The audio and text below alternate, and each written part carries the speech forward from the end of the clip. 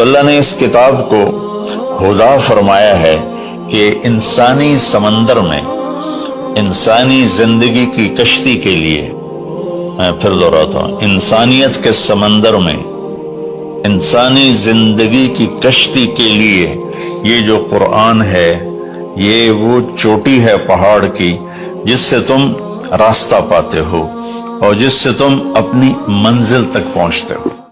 پھر آپ نے دیکھا کچھ لوگ ہیں جو الٹے لٹکے ہوئے ہیں، مرد عورت ننگے، اور نیچے سے آگ ان کو جلا رہی۔ آپ نے فرمایا یہ کون ہیں؟ کہ یہ وہ ہیں جو روزہ چھوڑ دیتے تھے، جو روزہ نہیں رکھتے تھے۔ ابھی گرمی کا روزے آ رہے ہیں، اللہ امتحان لے رہا ہے، گرمی اور سردی کے ساتھ اللہ آزماتا ہے۔ میرے عزیزو جوان رہو، روزے نہ چھوڑنا۔ حضرت علی ہی کا فرمان ہے کہ جس شخص نے ایک فرض روزہ چھوڑ دیا پھر قیامت تک اس کی قضا میں نفل روزے رکھتا رہا تو ایک روزے کا یہ سارے روزے بدلہ نہیں ہو سکتے۔ شیطان جب قید ہوتا ہے تو زنجیریں کھل جاتی ہیں تو نمازی بڑھنا شروع ہو جاتی ہے۔ اس کے بعد جو گھٹتے ہیں نا تو شیطان کی وجہ سے نہیں، اپنی عادت اور سستی کی وجہ سے۔ پہلے 2-3 دن بڑا جوش ہوتا ہے، پھر اس کے بعد گھٹتے ادھے کو پھر نکل جاتے ہیں، ادھے رہ جاتے ہیں۔ تو تراویح میں پہلے پوری مسجد بھرے گی، پھر ایک صف جائے گی، پھر دوسری جائے گی، پھر تیسری جائے گی۔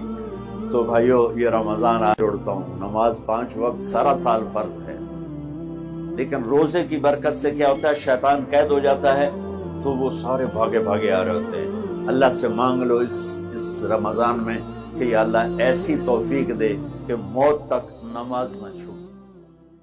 دل کے داغ میں سب سے بڑا دھبا وہ لوگوں سے نفرت اور بغض ہے، اس سے بڑا دھبا اور کوئی نہیں ہے۔ جب یہ لوگوں کے بارے میں منفی سوچے گا، نفرت کرے گا، بغض رکھے گا، اپنے آپ کو سپیریئر سمجھے گا، بڑا سمجھے گا، تو اس کے دل کے اوپر اتنے گہرے بادل آئیں گے کہ علم کی شمع کی شعائیں باہر نہیں جا سکیں گی۔ میٹھا بولنا سیکھو تو آپ لوگوں کے دلوں پر بھی حکومت کرو گے اور اللہ کے بھی محبوب بنو گے۔ مناظرے نہیں کرنے، نفرت نہیں کرنی، سب سے محبت کرنی، سب کو محبت دے۔ جو اپنی زبان کو سنبھال لے گا اس کے رشتے سلامت، اس کا گھر سلامت، اس کا دین سلامت، اس کی دنیا سلامت، اس کا علم سلامت، اس کی ہر شے سلامت رہے گی۔ حضرت لقمان علیہ السلام کا فرمان ہے کہ بیٹا میں چپ رہنے پہ کبھی نہیں پچھتایا، میں جب بھی پچھتایا اپنے بول پہ پچھتایا۔ نکاح آسانی سے کر لیجیے۔ 9واں جو پرابلم ہے ہمارے سماج میں جس کی وجہ سے نکاح ہمارے لیٹ ہو رہے ہیں وہ کیا ہے؟ ذرا بہتر روزگار ہو جائے تو پھر شادی کر دیں گے۔ بہتر روزگار، انکم گروپ ذرا بڑھ جائے تو شادی کر دیں گے۔ اب انکم کا شادی سے کیا لینا مجھے سمجھ میں نہیں آ رہا، اور انکم کم ہونے سے کیا نظروں میں کنٹرول خود بخود ہو جاتا، اور انکم کم ہونے سے کیا انسانی جنسی خواہشات خود بخود کنٹرول میں آ جاتی؟ مجھے بتاؤ۔ نہیں بولے روزگار ذرا بہتر، لڑکوں کے لیے زیادہ سیریس پرابلم ہے، روزگار ذرا بہتر ہو جائے تو انشاءاللہ ہم بیاہ دیں گے، تمہاری شادی کر دیں گے۔ اب وہ بیچارہ گریجویٹ پوسٹ گریجویٹ ابا کے پاس بھاگ کر آیا، 25 سال تو عمر ہو گئی، اب بولا ابا بولتے بیٹے 25,000 والا جاؤ، اب وہ بھاگ رہا 25,000 کما کے آ گیا، بایوڈا بن گیا، مارکیٹ میں جا رہے تو بولے خود کا گھر ہونا، خود کا گھر بھی کر لیا، 30 تک عمر چلے گئی، اب خود کا گھر بھی کر لیا، پھر جا رہا تو کون سے لوکیلٹی میں گھر ہے یہ بھی تو مانا رکھتا نا، تو کہیں بھی لے کے آ جائیں گے تھوڑی کوئی دیں گے۔ اب لوکیلٹی بھی ہونا، کرائٹیریا تو ختم ہو ہی نہیں رہا ہے، لوکیلٹی نہ ہونا، اب وہ لوکیلٹی میں گھر بنانے کے چکر میں جا رہا ہے، تو یہ بہتر روزگار کوئی اصول نہیں ہے میرے بھائی۔ اللہ کے رسول صلی اللہ علیہ وسلم کے زمانے میں ایسے بھی لوگ تھے جو بہت ہی قلیل تھوڑی سی انکم میں زندگی گزارتے تھے، لیکن ان کی بھی شادیاں ہوئی۔ کچھ ایسے بھی تھے مالو سونے چاندی کے ڈھیر ہیں، ان کی بھی شادیاں ہوئی۔ کوئی یہ نہیں بولا کہ میرے پاس پیسہ نہیں ہے تو نہیں۔ آئیے کتنے غریب لوگوں کی بھی شادیاں ہوتی تھیں۔ ایک واقعہ سے کرتا ہوں، مشہور واقعہ ہے، صحیح مسلم کی روایت۔ ایک خاتون ہے، اللہ کے رسول صلی اللہ علیہ وسلم آپ مجھ سے نکاح کر لیجئے. آپ صلی اللہ علیہ وسلم نے کہا میں تجھ سے نکاح کرنے کی ضرورت محسوس نہیں کرتا. ایک صحابی اٹھے اور کہا اللہ کے رسول صلی اللہ علیہ وسلم میرا نکاح اس سے کر دیجئے, مجھے ضرورت ہے. کہا گھر جا کچھ مہر کے لیے سونا وغیرہ لے کے, انگوٹھی وغیرہ, کوئی ایک کھجور کی گٹلی کی اتنا ہی سونا سے کچھ بھی لا. وہ دوڑے دوڑے گئے, آئے, کہا کچھ بھی نہیں. کہا پھر نکاح کیسے کروں؟ ٹھیک, اچھا کہا جا چاندی وغیرہ کچھ ہو لے کے آئے, کہا انگوٹھی وغیرہ ہی ہو مہر میں دینے. وہ بھاگے بھاگے گئے, کہا وہ بھی نہیں.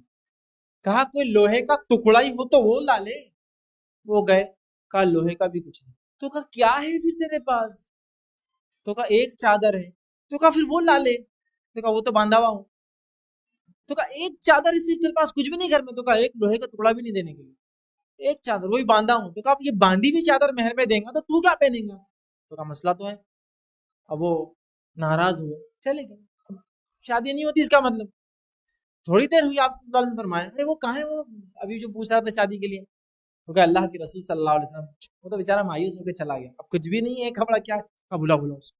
پھر بلا کے لا. وہ آئے, کہا کیا تجھے یہی صورتیں یاد ہے؟ تو کہا ہاں یہ سب مجھے یاد ہے, قرآن یاد ہے, یہ سب یاد ہے. تو کہا پھر کیا تو یہ وعدہ کرتا ہے اس کو سکھا دیں گا یہ ساری چیزیں, یہ صورتیں؟ تو کہا میں حفظ کرا دوں. تو کہا پھر میں قرآن کی ان صورتوں کے بدلے طرح ایسا نکاح کر دوں. اب کیا چاہیے؟ سونا نہیں ہے, چاندی نہیں ہے, لوہے کی انگوٹھی نہیں ہے. لیکن مسئلہ ہے لڑکی والوں کی بھی ڈیمانڈ ہے, لڑکے والوں بھی پریشان.